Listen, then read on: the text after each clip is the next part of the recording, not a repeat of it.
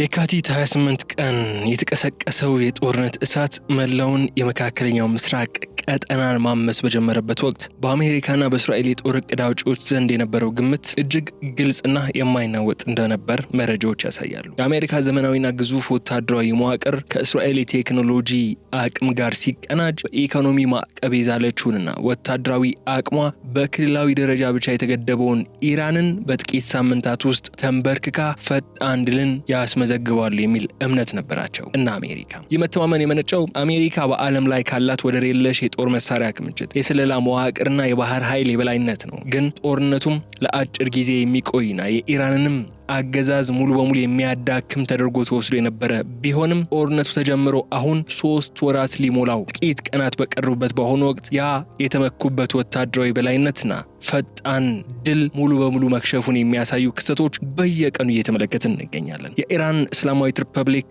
መንግስት ጦርነቱ በፈነዳ ማግስት በተለይም በመጀመሪያዎቹ ሳምንታት ውስጥ ያነጣጠሩበትን እጅግ አስገራሚና ስልታዊ የሆነ የከፍተኛ አመራሮችን የማጥፋትና የታለሙ ግድያዎች ወይም ታርጌትድ ኪሊንግስ በተደራጀ መልኩ ተቋቁሞ ማለፍን ችሏል። ይህ የአሜሪካና እስራኤል የመጀመሪያው ምዕራፍ ጥቃት የኢራንን የውሳኔ ሰጭነት መዋቅር ለመበተን ታስቦ የተሰነዘረ ቢሆንም እንኳን የቴህራን አገዛዝ ግን የወታደራዊ ትዕዛዝ ሰንሰለቱን ሳያቋርጥ በፍጥነት ራሱን ማደራጀት በመቻሉ ምክንያት የጥቃቱን ማዕበል እንዲያሽቆለቁል አድርጎታል። ይህ መቋቋም ብቻውን ለኢራን ትልቅ ስኬት የነበረ እንደሆነ ይነሳል። ከዚያም አልፎ ግን የጦርነቱን አቅጣጫ ወደ አዲስ ምዕራፍ በማሸጋገር ይበልጥ ሀያላን በሆኑት አሜሪካና እስራኤል ላይ ሁኔታዎችን ወደ መገዳደር ወይም ያቻላቻ ፉክክር ደረጃ እንዲደርሱ ለማድረግ የተለያዩ ጥረቶችን አድርገው በተወሰነ መንገድም ሳክቶላቸዋል ተብሎ ሊነሳ ይችላል። ኢራን ወታደራዊ አቅሟን ከመደበኛ ውጊያ ይልቅ ባልተመጣጠነ የጦርነት ስልት ወይም አሲሜትሪክ ወርፌር ላይ በመመስረት ጠላቶቿ ሊገምቱት ያልቻሉትን የመከላከልና የማጥቃትን አቅም ፈጥራለች። ከመጋቢት ወር አጋማሽ ጀምሮ ደግሞ በዓለም አቀፍ የነዳጅና የጋዝ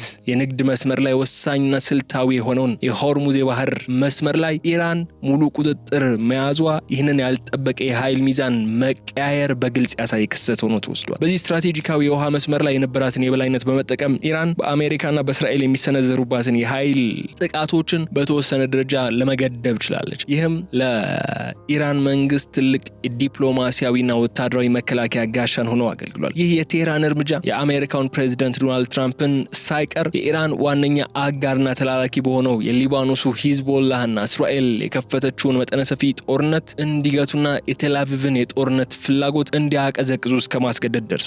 አሜሪካ በሊባኖስ ግንባር ላይ የያዘችውን አቋም እንድትቀይር መደረጉ በራሱ ኢራን በጦርነት ውስጥ ምን ያህል ጥልቅ የሆነ ተጽዕኖ የመፍጠር አቅም እንዳዳበረች ማሳየ ነው። ምንም እንኳን አሜሪካ በሊባኖስ ግንባር ዘላቂ የሆነ የተኩስ አቁም ስምምነት ላይ እንድትደርስ ወይም በተለያዩ አጋጣሚዎች የተፈረሙ የሲዝ ፋየር አግሪመንቶችን እንድታከብር ለማድረግ ባይቻላትም ማለት ነው። የአጠቃላይ ሁኔታ በዓለም አቀፍ ደህንነትና የጂኦፖለቲካ ተንታኞች ዘንድ ትልቅ መነጋገሪያ ሆኖ የሰነበተ ጉዳይ ሆኗል። የቀድሞዎቹ ግምቶች ሙሉ በሙሉ አሁን መሬት ላይ ካለው እውነታ ጋር የማይገጥሙ መሆናቸውን እየተረጋገጠ ይገኛል። በፈረንሳይ የሳይንስፖ ዓለም አቀፍ የጥናት ማዕከል መምህርና የኢራን የውጭ ፖሊሲ ተመራማሪ የሆኑት ኒኮል ግራጂዮስኪ እንደሚያስረዱት ከሆነ በአሁኑ ወቅት በዚህ ቀውስ ውስጥ ኢራን ግልጽ የሆነ ስልታዊና ወታደራዊ ብልጫን መውሰድ የቻለች ስለመሆኗ እንመለከታለን ብለዋል ለኒውዮርክ ታይምስ በሰጡት ቃል። አሜሪካ ግን በአንጻሩ ምን ማድረግ እንዳለባት ግራ በመጋባትና በተለያዩ ውሳኔዎች መካከል በመዋዠቅ ላይ ትገኛለች ሲሉም አክለዋል። የፈረንሳዩ ሳይንስፖ ዓለም አቀፍ የጥናት ማዕከል መምህርና የኢራን የውጭ ፖሊሲ ተመራማሪ የሆኑት ኒኮል ግራጂዮስኪ ከኒውዮርክ ታይምስ ጋር በነበራቸው ቆይታ ዋሽንግተን የያዘቻቸው መደበኛና የተለመዱ የወታደራዊ የበላይነት ካርዶች በሙሉ በዚህ አዲስ የጦርነት ስልት ፊት ዋጋ እያጡ መምጣታቸው የትራምፕ አስተዳደር ከዚህ ቀደም ታይቶ በማይታወቅ የፖሊሲ ቀውስ ውስጥ እንዲወድቅ አድርጎታል ሲሉም ይከራከራሉ።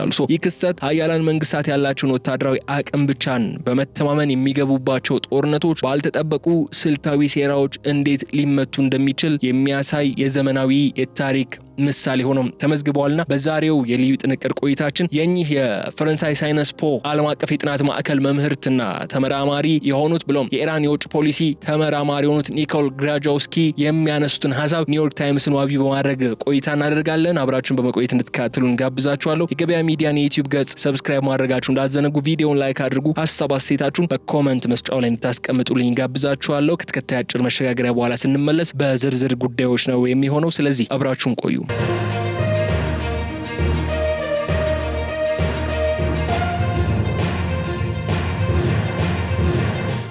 በዚህ ለ40 ቀናት አክቲቭ ጦርነት በነበረበት ለተቀሩት 40 ገደማ ቀናት ደግሞ የቀዝቃዛ ጦርነት ድባብ እየተመለከትንበት ባለነው ግጭት ውስጥ የኃይል ሚዛኑን ሙሉ በሙሉ የለወጠውና የኢራንን ስልታዊ የበላይነት ያረጋገጠው ዋነኛው እርምጃ ከመጋቢት ወር አጋማሽ ጀምሮ በዓለም አቀፉ የሆርሙዝ ሰርጥ ላይ የተደረገው የኢራን ፍጹም ቁጥጥርና የሰርጡ መዘጋት ነው። ይህ ጠባብ የባህር መስመር በዓለም ላይ ከሚንቀሳቀሱ አጠቃላይ የነዳጅና የፈሳሽ ጋዝ ንግድ ውስጥ እስከ 20 በመቶ የሚሆነውን የሚያልፍበት ነው። ለዓለም አቀፉ ኢኮኖሚና ለኢነርጂ ዋስትና ደግሞ እንደ የደም ዝውውር መተላለፊያ ቱቦ ወይም ቧንቧ ተደርጎ የሚቆጠር ወሳኝ ስፍራ ነው። ኢራን ይህንን ስልታዊ የውሃ መስመር የመዝጋትና በውስጡ የሚያልፉ የንግድ መርከቦችን የመምታት የማቆም ክፍያን የማስከፈል አቅም እንዳላት በተግባር ማሳየቷ የዓለምን የነዳጅ ገበያ በአንድ ጀንበር ያናወጠ፣ አሜሪካና አጋሮቿም እንዲደነግጡ ቆም ብሎም ቀጣይ እርምጃቸው ምን መሆን እንዳለበት እንዲያጤኑ ያደረገ ክስተት ነበር። ይህ እርምጃ የተወሰዱ ደግሞ በኢራን ላይ የሚሰነዝሩ ወታደራዊ ጥቃቶችን ለመግታት ታስቦ ነበር። ግን ያደረሰው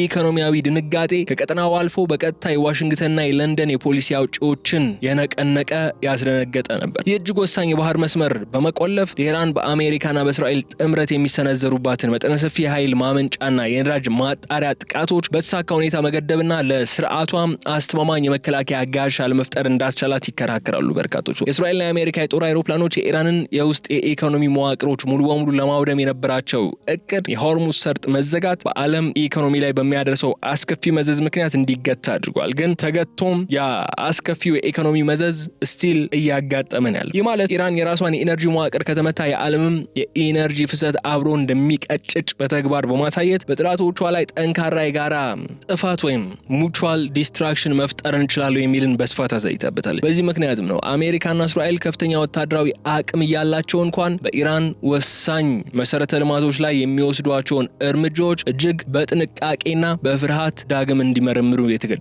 የባህር በር መዘጋት ያስከትለው ሌላኛው አስገራሚ ፖለቲካ ውጤት ደግሞ መስላችሁ የነጩ ቤተ መንግስት ውሳኔዎች በቀጥታ መለወጥ መቻሉን ነው። እንዲሁም ፕሬዚዳንት ዶናልድ ትራምፕ በእስራኤል ላይ ከፍተኛ ጫና እንዲያደርጉ ማስገደዱ ነው ይላል የኒውዮርክ ታይምሱ ዘገባ። ትራምፕ የነዳጅ ዋጋ መናር በአሜሪካ የሀገር ውስጥ ኢኮኖሚና ፖለቲካ ተቀባይነታቸው ላይ የሚያመጣውን ከባድ መዘዝን በመፍራት እስራኤል በሊባኖስ በኩል በኢራን የሚደገፈውን የሂዝቦላህ ቡድንን እየተዋጋችው የነበረችበት መጠነ ሰፊ የምድርና የአየር ላይ ጦርነት በአስቸኳይ እንድታቀዘቅዝ ከተቻለ ደግሞ እንድትገታ ትዕዛዝ አስተላልፈዋል። ምንም እንኳ ይህ የትራምፕ ትዕዛዝ ሰጡ የተባለው ነገር መሬት ላይ ኢፌክቲቭ ነው ብለን ልናነሳው የምንችል ጉዳይ ባይሆንም ማለት ነው። የሂዝቦላህና የእስራኤል ጦርነት መጀመሪያ ለ10 ቀን ሲዝፋየር ተፈርሞ ጋብ ብሎ ነበር። በሲዝፋየር ውስጥም የተኩስ ልውውጦች ነበሩ። ላስት ታይም ደግሞ ለ45 ቀናት ስለመራዘሙ መረጃዎች አጋርተናችሁ ነበር። ግን ያ ፌርማ በተፈረመ በሰዓታት ውስጥም እስራኤል በሊባኖስ ምድር ላይ የተለያዩ ጥቃቶችን ስለመፈጸሙ የተለያዩ መረጃዎች ሲወጡ ነበረ ማለት ነው። ምንም እንኳ አሜሪካ ያንን ፉል ስኬል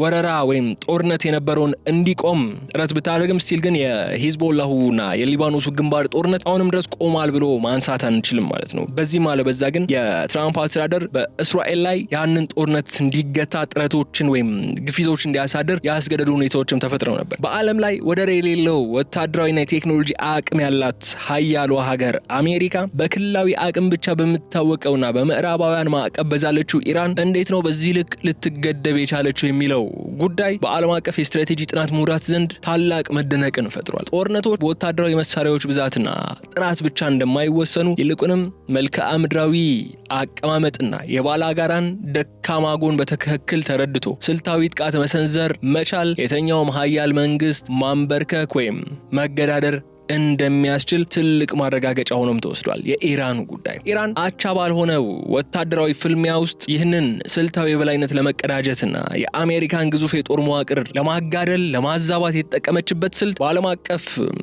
ግንኙነትና በጌም ቲዮሪ ምሁራን ዘንድ ባለ 3 ማዕዘን አስገዳጅ መንገድ ወይም ትራያንጉላር ሴሮሲዮን በመባል የሚታወቁ ስብስብ ስትራቴጂ ስለመሆኑ ይነሳል። ይህ ሁኔታ ይህ የጦርነት ፍልስፍና ብለን ልንገልጸው የምንችለው ስትራቴጂ በቀጥታ ወታደራዊ ፍልሚያ ሊሸነፍ የማይችልና እጅግ ሀያል የሆነን ባላጋራ ወይም ተጋጣሚ መስመር ለማስያዝ የሚጠቅም ስልታዊ ጥበብ ነው። የስትራቴጂው መሰረታዊ መነሻ ሀሳብ ደግሞ መስላችሁ ጠላትን በቀጥታ ፊት ለፊት ገጥሞ ከማጥቃት ይልቅ በዚያ ጠላት ላይ ከፍተኛ ተጽዕኖ ማሳደር የሚችልን ለጥቃት እጅግ ተጋላጭ የሆነና ለጠላት ከፍተኛ ጥቅምን የሚያስገኝ ሶስተኛ ወገን መርጦ ማጥቃት ላይ ያተኩራል። ይህ ደግሞ ኢራን ባለፉት የ40 ቀናት አክቲቭ የጦርነት ወቅቶች ኢፌክቲቭሊ መፈጸም የቻለችው ነው። ኢራን በጦርነቱ ወቅት አሜሪካን ቀጥታ አጥቅታለች እንዴ? አላጠቃችም እኮ። በተዘዋዋሪ አሜሪካን ትገኝባቸዋለች፣ የአሜሪካ የጦር ቤዞች ይገኙባቸዋል የምትላቸውን የገልፍ ሀገራትን ነው ያጠቃችው።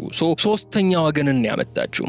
ቀጥተኛዋ ተፋላሚዋ እኮ አሜሪካ ነች። ግን በዚህ ጦርነት ሂደት ውስጥ የተመቱት እነ ሳውዲ፣ እነ ዩኤኢ፣ እነ ኳታር፣ እነ ባህሬን ናቸው በዚህ ጦርነት የተመቱት። እስራኤልን ቀጥታ ለመምታት ጥረቶች ያደርጋለች፣ ግን ሶስተኛ ወገንን ለማጥቃት ነው ጥረት ያደረገችው። በዚህ ስትራቴጂ ምክንያት ሀያሉ የአሜሪካ መንግስት የራሱን ጥቅምና የሶስተኛ ወገን ደህንነትን ለማስጠበቅ ሲል ብቻ በቀጥታ ሊያጠፋው የፈለገ የነበረውን ደካማውን ባላጋራ በእኩል ደረጃ ለመደራደርና ፍላጎትን ለመቀበል የሚገደድበትን ሁኔታ ይፈጥራል። በኢየሩሳሌም ዕብራይስጥ ዩኒቨርሲቲ ፕሮፌሰር የሆኑትና የኢራንን የደትራንስ ስትራቴጂ ለረጅም ዓመታት ያጠኑት ዳንኤል ሶበልማን እንደሚሉት ከሆነ ደግሞ ኢራን ይህንን ስልት የተጠቀመችው የአሜሪካና የእስራኤልን ፍጹም የሆነ ወታደራዊ የበላይነት የምታመጣጥንበት ሌላ አማራጭ ስላልነበራት ነው ይላል። ኢራን በአየር ኃይል፣ በሳይበር መዋቅርና በዘመናዊ የጦር መሳሪያ ቴክኖሎጂ አሜሪካን ፊት ለፊት መጋፈጥ እንደማትችል ጠንቅቃ ታውቃለች። ጦርነቱን እሷ ወደምትፈልገውና አሜሪካ ወደማትቆጣጠረው የጂኦ ኢኮኖሚ አውድማን ለማሸጋገር ሞክረች። በዚህ ልዩ ቀመር ውስጥ ደግሞ ኢራን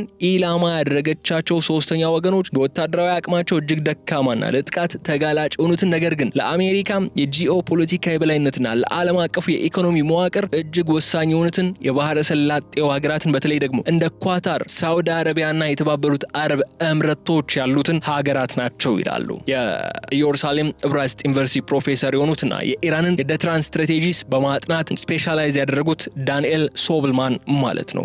እነዚህ የባህረ ሰላጤው የአረብ ሀገራት በአንድ በኩል ለአሜሪካ የጦር መሰረቶች መጠለያ በመሆናቸውና የዋሽንግተን ቀጠናዊ ተጽዕኖ በመሸከም ረገድ ከፍተኛ ሚና ያላቸው የቅርብ አጋሮች መሆናቸው፣ በሌላ በኩል ደግሞ የዓለምን የኤነርጂ ገበያ የሚዘውሩ ግዙፍ የነዳጅና የጋዝ መጋዘኖች መሆናቸው ኢራን እነሱን ኢላማ አድርጋ ብታጠቃም በድርድር ጠረጴዛ ላይ የተሻለ ተደማጭነት ሊኖራት እንደሚችል አቅዳለች ይላሉ።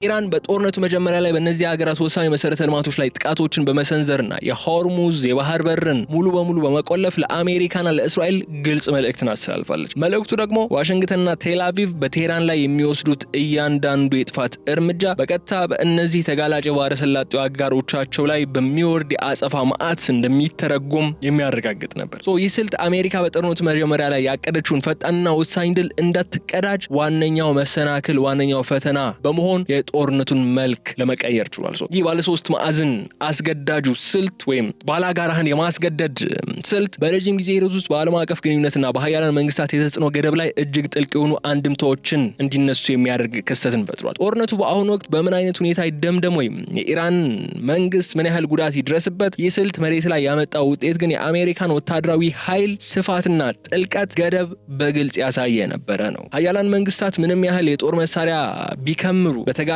አጋሮቻቸውና በተሳሰረው የዓለም አቀፍ የኢኮኖሚ መዋቅር ምክንያት ሁልጊዜም ለደካማ መንግስታት ስልታዊ ማስገደጃዎች እጃቸውን ለመስጠት እንደሚገደዱ የኢራን ስልታዊ የሆነውን ወቅታዊውን አካሄድ ትልቅ ማረጋገጫ ሆኖ ነው ሊወሰድ የሚችለው።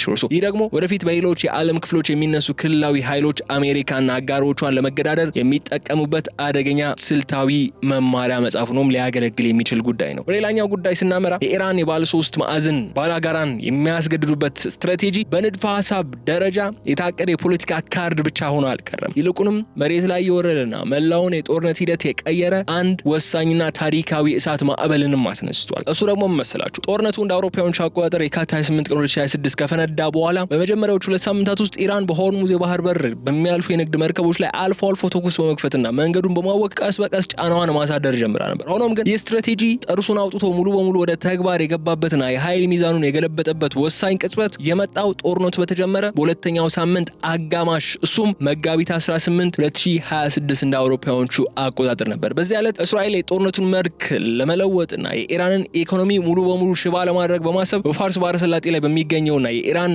እጅግ ግዙፍ የሆነውን የሳውዝ ፓርስ የተፈጥሮ ጋዝ ማውጫን ጥቃት ፈጸመች። ይዛለ የእስራኤል መጠነ ሰፊ ጥቃት የኢራንን መንግስት ያስደነገጠ ነበር። ቢሆንም ግን የኢራንን ወታደራዊ እዝ አስቀድሞ ያዘጋጀውና ጠላቶች ፈጽሞ ያልገመቱት ያለውን እጅግ አስከፊና የተቀናጀ የአጸፋ እርምጃ ለመውሰድ ጥቂት ሰዓታት አልቆየም። ኢራን ወዲያውኑ እጅግ ዘመናዊ የሆኑ የረጅም ርቀት ሚሳይሎችና የድሮን አቅሞቿን ወደ ተግባር በማስገባት በቀጥታ በእስራኤል ላይ ሳይሆን ለአሜሪካ እጅግ ወሳኝ በሆኑት የባህረ ሰላጤው ሀገራት የኢነርጂ ማዕከላት ላይ ድንገተኛ ጥቃትን ሰነዘረች። በዛ ጥቃት መሰረት በዓለም ላይ በፈሳሽ ጋዝ ምርቷ ቀዳሚ በሆነችው በኳታር የሚገኘውን ግዙፉን የራስ ላፋን ማምረቻ ተቋም በሚሳኤል መታች ኢራን። በተመሳሳይ ሰዓት ደግሞ በሳውዲ አረቢያና በኩዌት ዋና ዋና የነዳጅ ማጣሪያዎችና ስልታዊ መሰረተ ልማቶች ላይ የሚደርስ አጥፊ ድሮን ጥቃቶችን ፈጸመች። በኳታር፣ በሳውዲ አረቢያ፣ በኩዌት ላይ የወረደው ይህ ተመሳሳይ የሚሳኤልና የድሮን ናዳ በቀጠናው ላይ የነበረውን ስልታዊ የእኩልዮሽ ሁኔታ በአንድ ጅንበር ለወጠው። አዲስ ወታደራዊ ቀመር ያስቀመጠ ክስተትን ፈጠረ። ፕሮፌሰር ዳንኤል ሶብልማን ይህንን ክስተት ሲያብራሩት ምን ይላሉ መሰላችሁ? ያ የመጋቢት 18ቱ የኢራን አጸፋዊ እርምጃ በጦርነቱ ውስጥ ግልጽና የማይታለፍ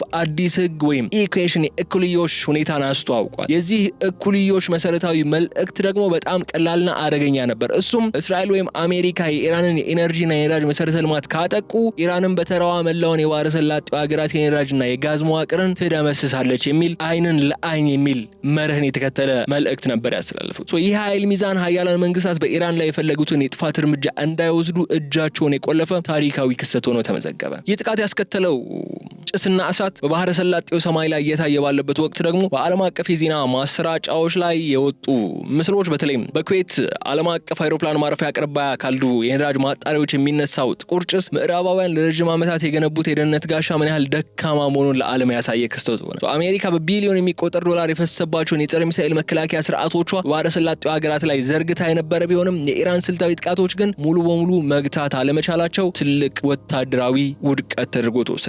ያ የመጋቢት 18ቱ ጥቃት ጦርነቱ የሁለቱ ወገኖች ፍልሚያ መሆኑ አብቅቶ መላው ዓለምና የዓለም አቀፍ የኢኮኖሚ መዋቅር ኢላማ የሚደረጉበት እንደ ሆስቴጅ የሚያዙበትና የኢራን ስልታዊ የበላይነት በይፋ የታወጀበት ተርኒንግ ፖይንት ሆነ ማለት ነው። ያ ፖይንት ያ የመጋቢት 18ቱ የኢነርጂ መሰረተ ልማቶች መውደምና ጥቃት ያስከተለው ድንጋጤ ደግሞ አሜሪካ በጥቂት ሰዓታት ውስጥ የትራምፕ አስተዳደር የጦርነቱን መልክ ሙሉ በሙሉ ለመቀየር የሚያስገድድ የፖሊሲ ሽግግር አሳየ። ፕሬዚዳንት ትራምፕ መደበኛውን ዲፕሎማሲያዊ መንገድ ወደ ጎን በመተው በማህበራዊ ገጾቻቸው ላይ በሚያስተላልፏቸው አስቸኳይ መልእክቶች የእስራኤል የሳውዝ ፓርስ ጥቃት ከአሜሪካ ጋር ፈጽሞ ያልተቀናጀና እውቅና ያልተሰጠው መሆኑን በይፋ ማስታወቃቸውን እናስታውሳለን። ይህ መግለጫ አሜሪካ ከቅርብ አጋሯ ከእስራኤል ወታደራዊ እርምጃ ራሷን ያገለለችበት የመጀመሪያው አስገራሚ ክስተት ይሆናል። በጦርነቱ ሂደት ላይ ትራምፕ አክለው ኢራን በኳታርና በሌሎች የባህረ ሰላጤው ሀገራት ላይ የምታደርገውን የሚሳኤል ጥቃት በአስቸኳይ የምታቆም ከሆነ አሜሪካ እስራኤል በኢራን የጋዝ ማውጫዎች ላይ ዳግም ጥቃት እንዳትፈጽም ዋስትና ሊሆኑ እንደሚችሉ በይፋም ቃል እስከ መግባት የደረሱበት ሁኔታ ነበር የተፈጠረው። ይሄ ትራምፕ ይፋዊ መግለጫ በጦርነቱ ሂደት ውስጥ ትልቅ ተርኒንግ ፖይንት ሆኖ የተመዘገበ ነበር። ምንም እንኳን በሁለቱ ወገኖች መካከል የሚደረጉ ጥቃቶችና የአየር ላይ ፍልሚያዎች ሙሉ በሙሉ ባይቆሙም ጦርነቱ ግን ከዚያ በኋላ ከተወሰነ የጥፋት ደረጃ በላይ እንዳያልፍ ጠንካራ ጣሪያ ወይም ሲሊንግ ገደብ እንዲበጅለት አድርገዋል። ፕሮፌሰር ዳንኤል ሶብልማን ይህንን ስልታዊ ክስተት ሲያብራሩት ምን ይሉታል መሰላችሁ? አሜሪካና እስራኤል በቴክኖሎጂና በጦር መሳሪያ አቅማቸው ምክንያት ከኢራን ቀጥተኛ ወታደራዊ ጥቃቶች በተወሰነ ደረጃ ይጠበቁ ወይም ራሳቸውን መከላከል የሚችሉ ቢሆንም እንኳን እንደ ኳታርና የተባበሩት አረብ እምረቶች ያሉ የባህረ ሰላጤው አጋሮቻቸው ግን ለኢራን ጥቃት እጅግ ቅርብና ተጋላጭ መሆናቸውን ዋሽንግተን በተግባር መረዳቷን ተከትሎ ነው ትራምፕ እንደዚህ አይነቱ ንግግር ለማድረግ የተገደዱት ይላሉ። በመሆኑም ኢራን እነዚህን ደካማ ጎረቤቶቿን እንደ ስልታዊ ሆስቴጅ ወይም ታጋሽ በመጠቀም በአሜሪካ ላይ ጠንካራ የማስገደጃ ካርድን በመፍጠር ረገድ ሙሉ በሙሉ ተሳክቶላታል የሚል ነጥብ የሚነሳው የዚህ ስልት ሌላኛው አስገራሚ ውጤት ምን ይመስላል? ኢራን በአሜሪካ ላይ ያላትን ወታደራዊ አለመመጣጠን በጂኦፖለቲካዊ ብልሃት ማካካስ መቻሏን የሚያረጋግጡ ነጥቦች ናቸው። የትራምፕ አስተዳደር የባህረ ሰላጤው አገራት መረጋጋት ለአሜሪካ የመካከለኛው ምስራቅ ፖሊሲ ያለውን ወሳኝ ሚና ጠንቅቀው የሚያውቁ በመሆናቸው ምክንያት የእስራኤልን የጦርነት ፍላጎት ገድቦ የቴህራንን ቁጣ ለማብረድ ተገዷል። ይህ ማፈግፈግ ደግሞ የኢራን እስላማዊት ሪፐብሊክ ስርዓት ወይም መንግስት ምንም እንኳን በጦርነቱ መጀመሪያ ላይ ከፍተኛ ጉዳት ቢደርስበትም የአሜሪካን ቀጥተኛ ጥቃት ለመግታት የሚያስችል ጠንካራ የመከላከያ ጋሻ መገንባት መቻሉን ግን ያረጋገጠበት ክስተት ነው። ይህ አሜሪካ የፖሊሲ ለውጥ እስራኤል በሊባኖስ ግንባር ላይ የነበራትን እቅድ ጭምር እንድታስተካክል ያደረገ ነው። አሜሪካና ቴልአቪቭ ወታደራዊ ትብብራቸው በተወሰነ ደረጃ ሊያሻክር የሚችልበት ሁኔታም ፈጥሮ እንደነበረ ነው በተለያዩ አጋጣሚዎች የሚነሳው። ኢራን የባህረ ሰላጤውን ሀገራት ደህንነት ከአገሪቱ ህልውና ጋር በማቆራኘት የፈጠረችው አዲስ ስልት ሀያላን መንግስታት ያላቸውን ፍጹም የበላይነት ተጠቅመው ደካማ ሀገራትን በቀላሉ ማጥፋት የማይችሉበት አዲስ ዓለም አቀፋዊ የጦርነት ስልት መፈጠሩን ነው በይፋ ያበሰረችው። ኢራን በዛ ጥቃት የባህረ ሰላጤውን ሀገራት የነዳጅና የጋዝ መሰረተ ልማቶችን ኢላማ ማድረጓ ወታደራዊ መልእክትን ከማስተላለፍ ባለፈ ዓለም አቀፍ የኢኮኖሚ ገበያ ላይም እጅግ ከባድ የሆነ ድንጋጤን የፈጠረው።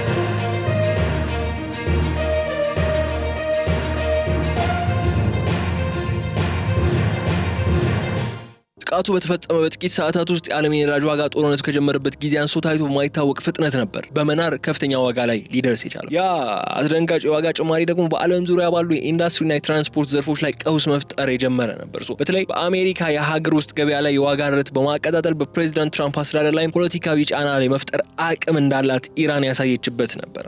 ያ ስልታዊ የኢኮኖሚ ጫና ጦርነቱን ሙሉ በሙሉ ባያስቆመውም በዓለም አቀፍ ግንኙነት ተንታኞች ዘንድ ግን የኢንትራዋር ደተረንስ የውስጥ ጦርነት መከላከያ ተብሎ የሚጠራውን አዲስ ወታደራዊ ቀመር በጦርነቱ መሃል መፍጠር ስለመቻሉ ያነሳሉ። የፈረንሳዩ የሳይንስፖ ምሁር ኒኮል ግሬጃውስኪ እንደሚያስረዱት ይህ ስልት በአንድ በኩል ጦርነቱ እየቀጠለ ባለበት ሁኔታ፣ በሌላ በኩል ግን ሁለቱም ወገኖች ሊያደርሱት የሚችሉትን የጥፋት መጠን እንዲገድቡና እርስ በርሳቸው እንዲፈራሩ የሚያደርግ ስልታዊ ሁኔታን የፈጠረ ነበር ይሉታል። ኢራን ይህንን አቅሟን ተጠቅማ ከአሜሪካ ጋር በእኩል ደረጃ ለመደራደር የሚያስችላትን ጠንካራ አስገዳጅ ካርድ የያዘች መሆኑ ዋሽንግተን በወታደራዊ የበላይነቷን ተጠቅማ የቴህራንን ስርዓት ሙሉ በሙሉ ለማጥፋት የምታደርገውን ጥረት ጋብ እንድታደርገው አስገድዷታል ይላሉ። ይሄ ኢኮኖሚና የወታደራዊ ጫና መሳ ለመሳ መሆኑን ያስከተለው የፖለቲካ ውጤት ደግሞ እጅግ ፈጣን ነበር የነበረው። ጥቃቱ ተፈጽሞ በጥቂት ቀናት ውስጥ ፕሬዚዳንት ትራምፕ አሜሪካና ኢራን በስውር መንገዶች ቀጥተኛ ድርድር መጀመራቸውን በይፋ ለማወጅ እስኪገደዱ ድረስ ነው ያደረገው። የአሜሪካ ባለስልጣናት የነዳጅ ዋጋ መናር የዓለም ኢኮኖሚ ወደ ከፋ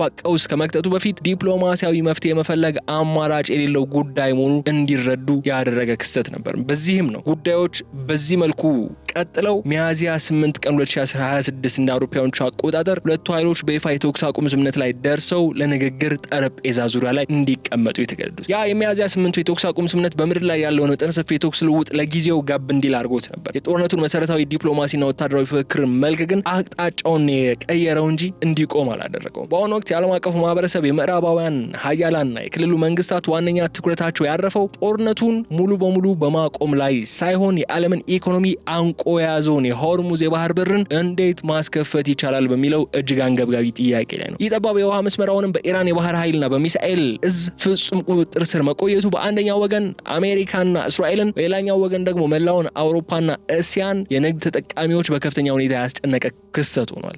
ዋሽንግተንና አጋሮቿ ይህንን ወሳኝ የባህር በር እንዲከፈት ለማድረግና የዓለምን የነዳጅ ፍሰት ወደነበረበት ለመመለስ በቴህራን ላይ ያደረጓቸው ተከታታይ ዲፕሎማሲያዊ ጫናዎች፣ የኢኮኖሚ ማስፈራሪያዎችና ወታደራዊ እርምጃዎች ሙሉ በሙሉ እስካሁን ድረስ ምንም አይነት ተጨባጭ ውጤት ሊያመጡ አልቻሉም። የኢራን እስላማዊት ሪፐብሊክ መንግስት ይህንን የባህር በር እንደ መጨረሻው ታላቅ የህልውናና የመደራደሪያ ካርድ አድርጎ በመያዝ ያለምንም የፖለቲካና የደህንነት ዋስትና በቀላሉ ለመክፈት ፍቃደኛ ሳይሆን ቀርቷል። ይህ ማለት ደግሞ በዓለም አቀፍ ዲፕሎማሲ ውስጥ አዲስ የትርጉም እኩልዮሽ የፈጠረ ሆኗል። በዓለም ላይ በወታደራዊ ኃይሏ ቀዳሚ የሆነችው አሜሪካ እንኳን በአንድ ጠባብ የባህር መስመር ምክንያት እጆቿ ምን ያህል ሊታሰሩ እንደሚችሉ ያረጋገጠ ክስተት፣ ብሎም ኢራን ከአሜሪካ ጋር መሳ ለመሳ ለመገዳደር የምጥርበት ነጥብ የሚያሳይ ሆኗል። ይህ ስልታዊ ፍልሚያ ይበልጥ ውስብስብ እየሆነ የመጣው መች መሰላችሁ? ኢራን የባህር በሩን በመዝጋቷ ምክንያት ወደፊት በሚደረጉ ማንኛቸውም ድርድሮች ላይ የምታገኘውን የማስገደጃ ወይም ሌቨሬጅ ለማስቀጠል መምረጧ ነው። የኢራን መሪዎች የባህር በሩን በቁጥጥራቸው ስር ማድረጋቸው የአሜሪካን ቀጥተኛ ወታደራዊ ጥቃት ሙሉ በሙሉ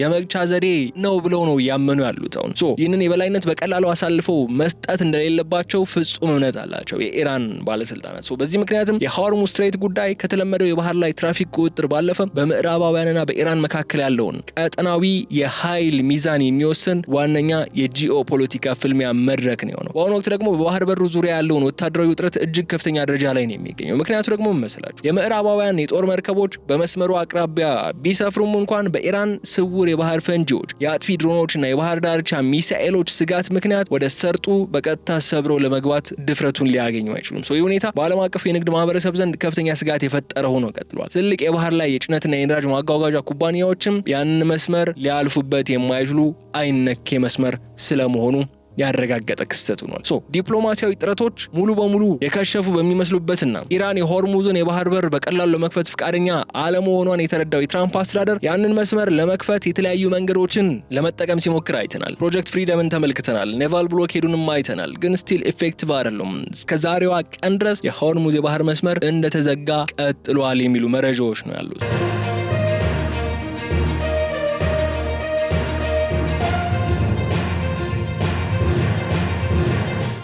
በሆርሙዝ የባህር በር ላይ የተፈጠረው ስልታዊ መቆለፍና ከሁለቱም ወገኖች የሚሰነዘሩት እገዳዎች ቀውሱን ይበልጥ እያወሳሰቡት በመጡበት በዚህ ወቅት የትራምፕ አስተዳደር ወታደራዊ የበላይነቱን ተጠቅሞ የባህር በሩን የኃይል ሚዛን ለመስበርና ዓለም አቀፍ ድጋፍን ለማሰባሰብ ያለመ የተለያዩ ጥረቶችን እያደረገ ነው የሚገኘው። ፕሮጀክት ፍሪደምን መሰል የጥምር እንቅስቃሴ አሜሪካ ለብቻዋ እንደ ፕሮጀክት ፍሪደም የምታደርገው ሳይሆን ሌሎች ሀገራትም ተሳትፈውበት እነ ብሪቴን፣ አውስትራሊያ የመሳሰሉ ሀገራት ተሳትፈውበት ከዚህ ቀደም በአንድ ዘገባ ብሪቴን የባህር ኃይል መርከቦች ድሮኖች ልትልክ እቅዶች እንዳሏት ዝግጅቶች እያደረገች ስለመሆኑ አውስትራሊያም ድሮኖችን ወደ አካባቢው ለመላክ እቅዶች እንዳሏት አንስተንላችሁ ነበር። ይህንን እቅድ ደግሞ አሜሪካም በዩኤን የጸጥታው ምክር ቤት ሳፖርት አግኝቶ ጸድቆላት ሌሎች ሀገራት ተሳትፈውበት ሆርሙዝን በጥምር ጦር ነጻ ለማውጣት እስከ ማሰብ ድረስ ነው እየተንቀሳቀሰች የምትገኘው። ግን በመሬት ላይ ይህ ነገር እውን ሊሆን ይችላል ወይ ሊፈጠር ይችላል ወይ የሚለውን ነገር ግን አሁንም አጠያያቂና መልስ ያላገኘ ጉዳይ ሆኖ ነው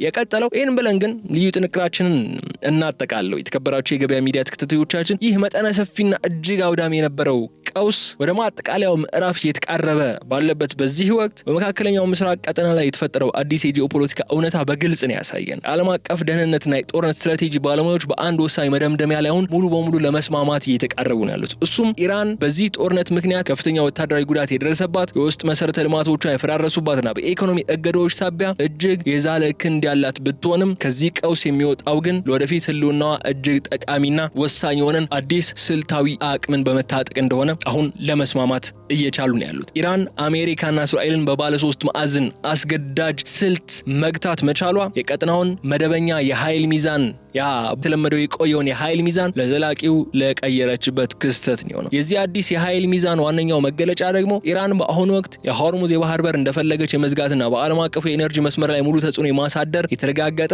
አቅም መጎናጸፏ ነው። ኒኮል ግሬጃውስኪ ይህንን አዲስ ክስተት ሲያብራሩት ይህ የባህር በር ቁጥጥር አቅም ለወደፊቱ ከምዕራባውያን ወይም ከእስራኤል በኩል ሊሰነዘሩባት ለሚችሉ ማንኛቸውም አይነት የአየር ላይ ጥቃቶችና የሬዥም ቼንጅ የአገዛዝ ለውጥ ሙከራዎች እንደ እጅግ አስተማማኝ የመድን ዋስትና ወይም ኢንሹራንስ ፖሊሲ ሆኖ ያገለግላታል ትላለች። ቴህራን የራሷን ህልውና አደጋ ላይ ከወደቀ መላውን ዓለም አብራ መቅበር እንደምትችል በተግባር ስላሳየች ጠላቶቿ ወደፊት በእሷ ላይ እርምጃ ከመውሰዳቸው በፊት በመቶዎች የሚቆጠሩ ጊዜያትን ደጋግመው እንዲያስቡ የሚያስገድድ ዘላቂ ኢንሹራንስ አግኝታለች ብሎ ያምናሉ። ይህ የኢራን ስኬት ደግሞ በአንጻሩ ፕሬዚዳንት ዶናልድ ትራምፕ አስተዳደር የውጭ ፖሊሲ ላይ የነበረውን ዘላቂ መሰረታዊና እጅግ አደገኛ የሆነ ድክመት ለዓለም የገለጠ ክስተት ሆኖ ተመዝግቧል። አሜሪካ ፍጹም የሆኑ የጦር መሳሪያና የፋይናንስ የበላይነት ስላላት ብቻ ከማናቸውም አይነት ክልላዊ የአጸፋ ጥቃቶችና የኢኮኖሚ ድንጋጤዎችና ድቀቶች ሙሉ በሙሉ የተጠበቀች ናት ተብሎ በትራምፕ ቡድን ዘንድ ይወሰድ የነበረው የተሳሳተ ግምት በዚህ ጦርነት ምክንያት ሙሉ በሙሉ ከሽፏል የሚል ነጥብ ነው የሚያስረዳን። ዋሽንግተን ምንም ያህል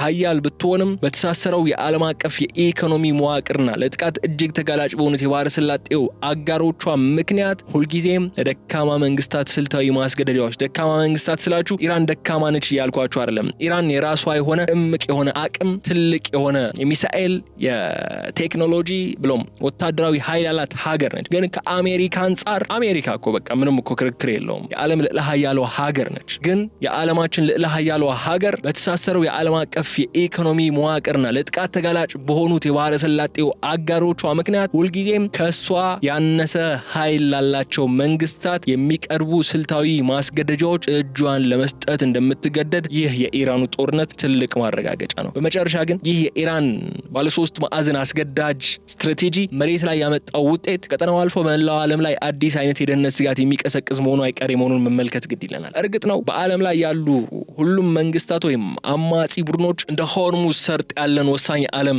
መስመር አንገትን የመቆጣጠር መልክዓ ምድራዊ እድል ወይም እንደ ባህረ ሰላጤው ሀገራት ያሉ ተጋላጭ የሱፐር ፓወር አጋሮችን በአቅራቢያቸው የማግኘት እድል ላይኖራቸው ይችላል። ሆኖም ግን የኢራን እስላማዊ ሪፐብሊክ መንግስት ወታደራዊ የበላይነትን በስትራቴጂካዊ ብልሃት እንዴት ማምከን እንደሚቻል በተግባር ያሳየበት ታሪካዊ ምሳሌ ነበር ያ ጦርነት። ወደፊት ሌሎች የአሜሪካ ባላጋራ የሆኑ ክልላዊ ኃይሎች ዋሽንግተንና አጋሮቿን በተመሳሳይ መንገድ ለመገዳደርና ለማንበርከክ የሚጠቀሙበት አደገኛ መማሪያ ታሪክ ሆኖ እንደሚያገለግል አጋጣሚ የሚያጠራጥር አይደለም በማለት የዕለቱን የልዩ ጥንቅር ቆይታችን እዚህ ላይ እንቋጫለን። የተከበራችሁ የገበያ ሚዲያ ተከታታዮቻችን አብራችሁን በመቆየት ስለተከታተላችሁን እጅግ አድርጌ አመሰግናችኋለሁ። የዕለቱን የልዩ ጥንቅር ፕሮግራማችን ዘ ኒውዮርክ ታይምስ ሃው ኢራን ጌንድ ሌቨሬጅ ኢን ዘ ዋር በሚል ያስነበበውን አንድ ጽሑፍ መሰረት በማድረግ ነው ያዘጋጀንላችሁ። በቀጣይ በሌላ ጉዳይ መልሰን እንገናኛለን። እስከዛ ድረስ በቸር ቆይልኝ። የገበያ ሚዲያ ዩቲዩብ ገጽ ሰብስክራይብ አድርጉ፣ ቪዲዮንም ላይክ አድርጉ። ሐሳብ አስተያየታችሁን በኮሜንት መስጫው ላይ እንድታስቀምጡ ጋብዤ እዚህ ጋር እሰናበታለሁ። ሰላም።